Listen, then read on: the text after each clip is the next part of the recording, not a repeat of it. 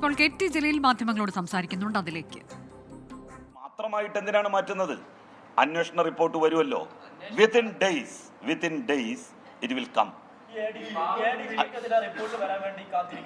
പക്ഷേ സുജിത്ദാസിനെ സസ്പെൻഡ് ചെയ്തിരിക്കുന്നു. മലപ്പുറം ജില്ലാ ഡിവൈഎസ്പിമാരെ അടക്കമുള്ളവരെ മാറ്റിയിരിക്കുന്നു. അപ്പോൾ അതേത് അന്വേഷണ റിപ്പോർട്ട് അടിസ്ഥാനത്തിൽ? അല്ല, സുജിത്ദാസിനെതിരെ പ്രഥമ ദൃഷ്ട്യാ തന്നെ തെളിവുണ്ടല്ലോ. കാരണം PV അൻവറുമായി സുജിത്ദാസ് സംസാരിച്ചത് എല്ലാവരും കേട്ടു.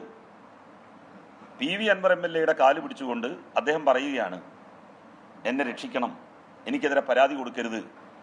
ഒരു MLA ഒരു IPS ഓഫീസർ, ഒരു മുൻ SP അല്ലെങ്കിൽ അന്നത്തെ SP, അതിനുശേഷമാണ് അത് പറഞ്ഞതെന്നാണ് എനിക്ക് തോന്നുന്നത്.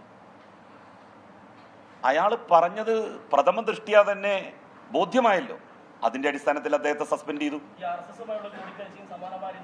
RSSുമായിട്ടുള്ള കൂടിക്കാഴ്ച ഒരു കാരണവശാലും ആർക്കും ന്യായീകരിക്കാൻ പറ്റില്ല, അങ്ങനെ കാണാൻ പാടില്ല. വെയിറ്റ്, നിങ്ങളിപ്പോ നമ്മളൊരു സാധനം ഇപ്പോൾ ഒരു പാലം ഉണ്ടാക്കുകയാണെന്നുണ്ടെങ്കിൽ ആ പാലം 2 ദിവസം കൊണ്ട് ഉണ്ടാക്കാൻ വേണ്ടി പറ്റില്ല. അതിന് ചില നടപടിക്രമങ്ങൾ പൂർത്തിയാക്കണം. പണ്ട് CH മഹേഷെ പറയാം, ഇവിടെ പറഞ്ഞതിന് ശേഷം പറയാം. അപ്പോ ഞാൻ പറയുന്നത്, അദ്ദേഹം RSS നേതാക്കളെ കണ്ടത് ഒരു കാരണവശാലും ന്യായീകരിക്കാൻ കഴിയില്ല. ആരും ന്യായീകരിച്ചിട്ടില്ല. അതിനെ വ്യക്തിപരമെന്നോ ഔദ്യോഗികമെന്നോ രണ്ടാക്കി തിരിക്കാൻ സാധിക്കില്ല. അതിന് ശക്തമായിട്ടുള്ള നടപടി ഉണ്ടാവും.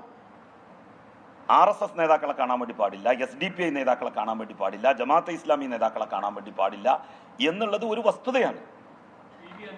ആരോപണങ്ങളിൽ ഏതിനോടൊക്കെയാണ് താങ്കൾ യോജിക്കുന്നത്, ഏതിനൊക്കെയാണ് വിയോജിക്കുന്നത്? പ്രധാനമായും അത്